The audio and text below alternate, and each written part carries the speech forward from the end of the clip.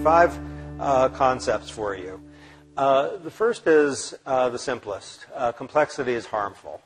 And we encountered in many domains regulations and requirements that were either less effective than they should be, hence the benefits down, or more costly than they should be, hence the burdens up, just by virtue of the fact of complexity. Concept number 2 maybe will be familiar to you, libertarian paternalism. We almost called our book Nudge Libertarian Paternalism. That would have been a mistake. Yes? Who would have bought a book called Libertarian Paternalism? So we called it Nudge. But the idea is have approaches, at least consider approaches, that influence people's conclusions about what's best, but that allow them freedom of choice if they want to go their own way. So an example of a nudge, which is pretty familiar, is the GPS, which actually became possible because President Clinton released the theretofore locked data that the GPS unlocks and shows people.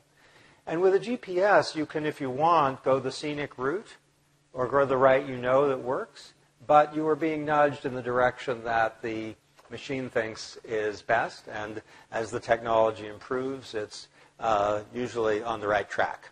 A good nudge is reflected in some recent practices at Google, New York, where Google designed a cafeteria that was making people gain a lot of weight because the food was delicious and easily accessible, and the employees, interestingly, said, help, we don't like this cafeteria of obesity, help us lose weight. And what Google did was to design something some people have called the nudge cafeteria, which is a cafeteria where the healthy foods are visible, salient, easily accessible. And the others that are unhealthy, you can get them if you want. It's not a mandate or a ban, but they're a little harder to find. And Google prizes data. They play some kind of money ball. And they found big decreases in candy consumption.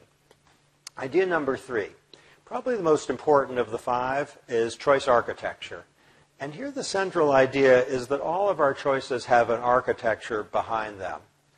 If you have a cell phone plan, it has an architecture in the sense that it has terms that you saw, some of which you probably paid attention to, others of which you didn't. It has default rules, determining what happens if you don't do anything. It has a bunch of things that are salient and other things that aren't. With respect to mortgages, health care, food products, there is an architecture behind them. We know, for example, that if candy is in a green wrapper, people are more likely to think it's healthy.